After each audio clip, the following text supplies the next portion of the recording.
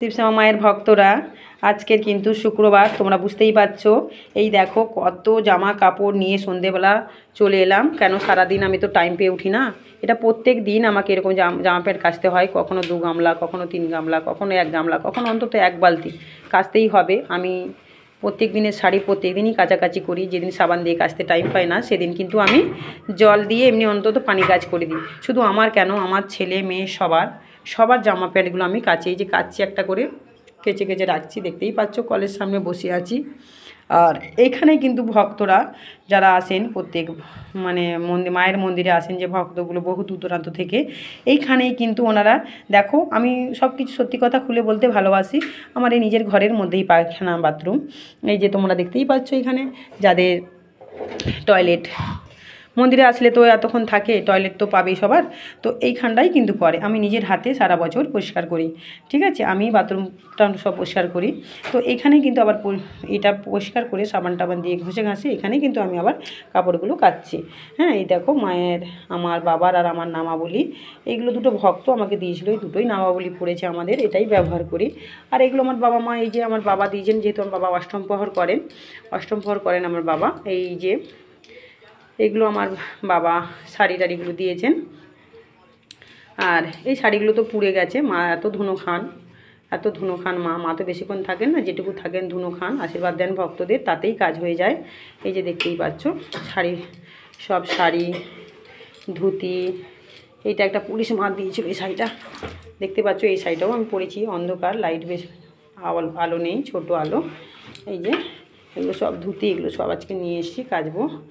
এগুলো কেচে রেখে দেবো, সকালবেলা শুকে যাবে। ভক্তরা অনেক আসবেন, ফোন করেছেন, অনেক না ফোন করেও চলে আসেন। ফোন না করলেও, ফোন এখন আর আমি কারো ধরবো না। অ্যাড্রেসগুলো সব বুঝে নেবে, কোথায় কোথায় প্রত্যেকটা ভিডিও তোমরা চেক করবে, অ্যাড্রেসগুলো তোমরা পেয়ে যাবে।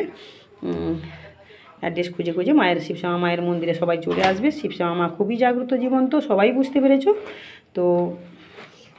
আমি এর পরে গানগুলো, শুধু গান ছাড়বো, একটা করে গান ছাড়বো, অনেক কিছু ভিডিওগুলোতে দেখাবো, তোমরা দেখবে। কিন্তু অন্ধকার, জানি না তোমরা দেখতে পাচ্ছ কি না।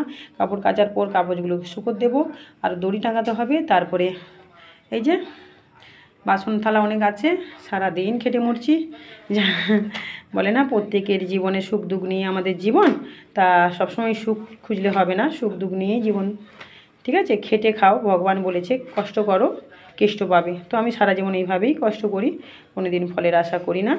তো ভগবান আমার তো দেখছেন, আমি এইভাবেই কষ্ট করি। তো এখন কাপড়গুলো সব আমাকে কাচতে হবে। এখন অনেক কাপড় আছে, 1 গামলা কাপড় রয়েছে, দেখতেই পাচ্ছ। এই যে এগুলো সব কাচতে হবে। তো আমি সবসময় গান গাই, কাপড় কাচি। এখন ঘরে রান্না বান্না করতে হবে। এখন প্রায় বেজে গেল 8:30, রাত 8:30। কালকে শনিবার, ভক্তরা আসবে, আজকে তো শুক্রবার। তো আমি একটা গান গাইছি, ছোট্ট করে একটা গান।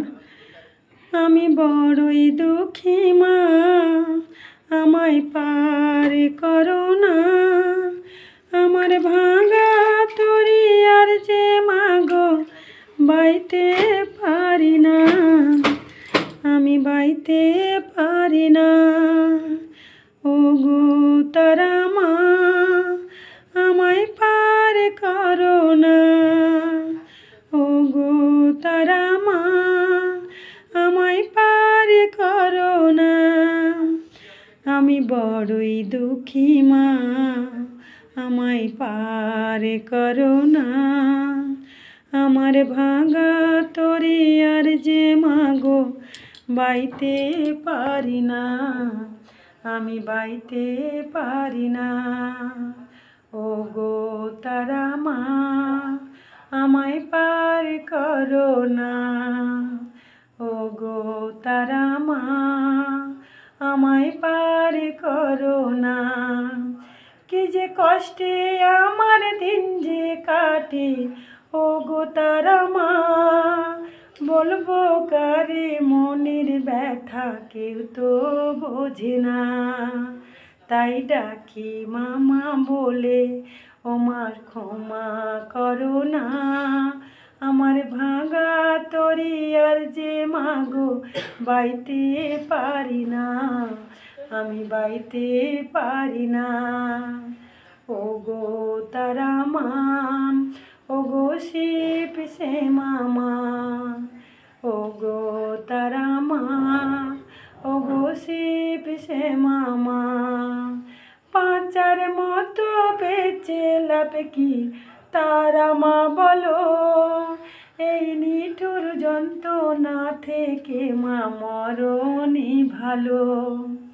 তাই ডাকি মামা বলে, ও মা ক্ষমা করো না, আমার ভাঙা তরি আর যে মাগো বাইতে পারি না, আমি বাইতে পারি না। ও গো তারা মা, ও গো শিব সে মামা, ও গো তারা মা, ও গো শিব সে মামা। গানটা অনেক বড়, কিন্তু গানটা বলতে গেলে অনেক বড় হয়ে যাবে ভিডিওটা। তো যাই হোক, আজকে কাপড়টা কাচতে কাচতে তোমাদের গানটা শোনালাম, নিশ্চয়ই অনেকের ভালো লাগবে, কেন সবার জীবনেই সুখ দুঃখ নিয়ে আমাদের জীবন। হ্যাঁ, এটা মানতেই হবে সবাইকে। সুখ সবসময় কারো থাকে না, সুখ আসলে দুঃখ আসবেই, আবার দুঃখ কারো বেশি সবসময় থাকে না, দুঃখ আসলে আবার সুখ আসবে, যেমন সকাল আসলে সন্ধ্যা আসবে। এটা আমাদেরকে মেনে নিতেই হবে। কষ্ট করো, কেষ্ট পাবে, আমরা লড়াই করেই বাঁচি, আমরা সৎ পথে থাকবো, সবাইকে সৎ পথে রাখার চেষ্টা করব, সবার ভুলগুলো শুধরানোর চেষ্টা করব। সত্যের জয় অনিবার্য, একদিন না একদিন সত্যের জয় হতে কিন্তু সময় লাগে, কিন্তু যখন হবে আর পিছু পা ঘুরে তাকাতে হবে না। এই দিনের কথাটা কিন্তু মনে রাখবে। তাই সৎ পথে ইনকাম করো, যেটুকু পাবে সেটুকু ভক্তি ভরে খাও, দেখবে অমরুদ খাচ্ছ। এটা মাথায় রেখো। এটা আমার শ্যামা মায়ের বাণী, মানে আমার বাণী, তোমাদের শ্যামা মার বাণী, মানে শিবশ্যামা মায়ের পরম সন্তান আমি, পরম সেবিকা আমি, ঠিক আছে, দাসী আমি। এটা মানতে হবে। ভগবানের সব সময় যেন আমরা পায়ের চরণে ঠাঁই পাই, এটাই যেন আশীর্বাদ চাও। কেউ কিছু চাওয়ার আশা করে মায়ের মন্দিরে এসো না, সব সময় মাকে ভক্তি ভরে ভালোবাসা দিতে এসো। মা দেখবে অন্তর্যামী, তোমাদের মনের কষ্ট মা বোঝেন। শিবশ্যামা মা খুবই জাগ্রত, জীবন্ত। এই ভিডিওটা পাওয়ার সাথে সাথে তোমরা প্লিজ তোমাদের বক্তব্য থাকলে আমাকে কমেন্ট করবে। আমি গানটা শোনালাম এই কারণে, কারণ সবসময় আমি গান গাই, তো আমাকে সবাই রিকোয়েস্ট করেছো একটা একটা করে মা গান ছাড়বে, তোমার গানের গলা খুব ভালো, কিন্তু আমি প্র্যাকটিস করছি না সেরকমভাবে, সময় পাই না গানটা করব, আমার গলা বসে যায়, অনেক কথা বলতে হয় ভক্তদের সাথে, তো আর বুঝতেই পারছো, আর কিছু বলার নেই। ভালো থাকো, সুস্থ থাকো, সর্বদা শরীরে যত্ন রেখো, আর সব সময় ভগবানের পুজো পাশা করো সকাল সন্ধ্যা।